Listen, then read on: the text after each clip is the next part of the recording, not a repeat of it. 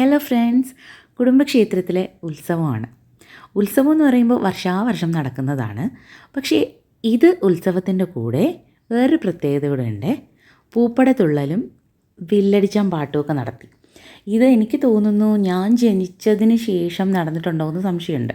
അല്ലെങ്കിൽ ഞാൻ ചിലപ്പോൾ എനിക്ക് ഓർമ്മയൊന്നും ഇല്ലാതെ കുഞ്ഞായിരുന്നപ്പോൾ നടന്നിട്ടുണ്ടാവും. ഇതൊരു വലിയ പ്രോസസ്സാണ് കേട്ടോ. അപ്പോൾ അതിന് വേണ്ടി പൂക്കളെല്ലാം ഇങ്ങനെ കൂട്ടിയിട്ട് ഒരു പ്രത്യേക രീതിയിൽ കൊഴുന്നൊക്കെ വെച്ച് അലങ്കരിച്ച് റെഡിയാക്കി എടുക്കുന്നതാണ്.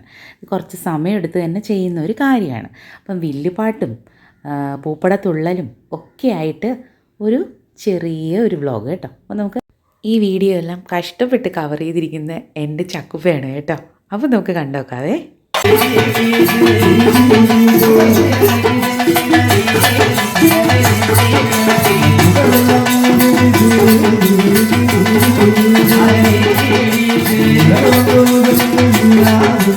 ഇതാണ് വില്ലുപാട്ട്.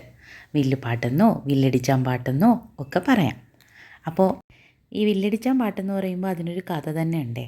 നമ്മുടെ ഈ തെക്കൻ തിരുവിതാംകൂറിലൊക്കെയാണ് പണ്ട് ഈ യക്ഷി അമ്പലങ്ങളിലും മാടൻ തറകളിലുമൊക്കെ ഇങ്ങനെ ദേവതകളുടെ പുരാവൃത്തം ഇങ്ങനെ അനുഷ്ഠാനമായിട്ട് ചൊല്ലുന്ന ഒരു പതിവുണ്ടായിരുന്നു.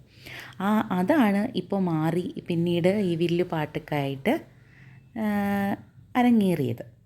അപ്പോൾ ഈ പാടുന്ന ആളുടെ പേര് കൂടെ ഞാൻ പറയാം. സുഗന്ധി എന്നാണ് കേട്ടോ. തമിഴ്നാട്ടിൽ നിന്ന് വന്നതായിരുന്നേ.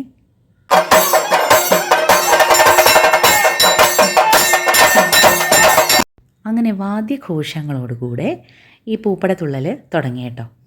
അത് കാണാൻ പറ്റുകയെന്ന് പറഞ്ഞൊരു പ്രത്യേക അനുഭൂതിയാണ്, ഒരു പ്രത്യേക സന്തോഷമാണ്.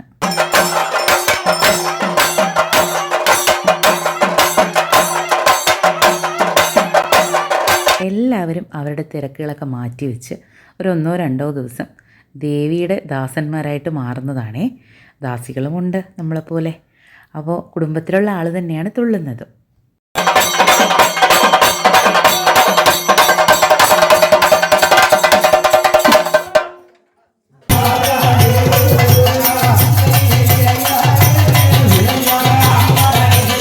നിങ്ങൾ ആ ചുവടുകൾ ശ്രദ്ധിച്ചോ? ഒരു പ്രത്യേകതരം ചുവടുകളല്ലേ. അത് ദേവിയുടേതായ ഒരു അനുഗ്രഹം ലഭിക്കുമ്പോൾ വരുന്ന ചുവടുകളാണ് കേട്ടോ. ഒരു സ്ത്രൈണവ ഭാവം കാണുന്നില്ലേ ആ വ്യക്തിയിൽ? അതാണ് അതിൻ്റെ പ്രത്യേകത. ദേവിയുടെ നടയിൽ നിന്ന് നൃത്തം ചെയ്യുകയും അവിടെ നിന്ന് തിരിച്ചോടി വന്ന് നേരെ എതിർവശത്തിരിക്കുന്ന വില്ലടിച്ചാൻ പാട്ടുകാരോടൊപ്പം നൃത്തം ചെയ്യുന്നതുമാണ് കാണുന്നത്.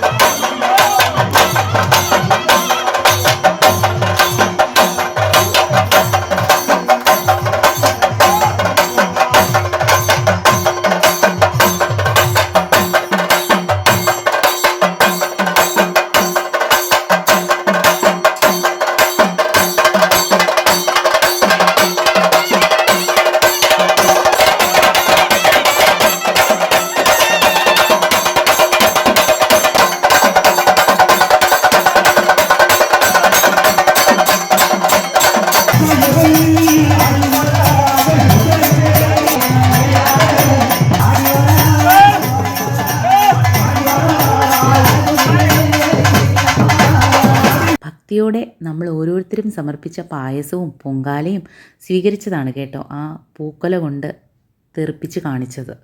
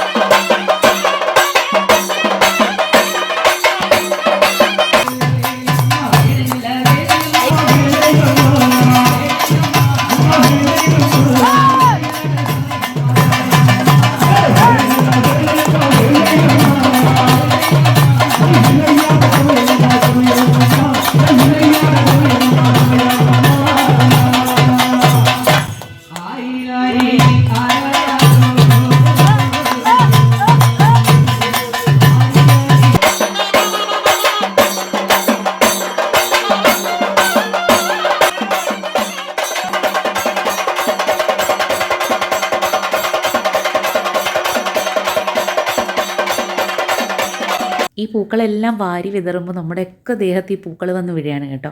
നമുക്കതൊരു പ്രത്യേക സന്തോഷമാണ്. ദേവിയുടെ കയ്യിൽ നിന്ന് ലഭിക്കുന്ന പ്രസാദമായിട്ടാണ് നമ്മളെല്ലാം കരുതിയത്.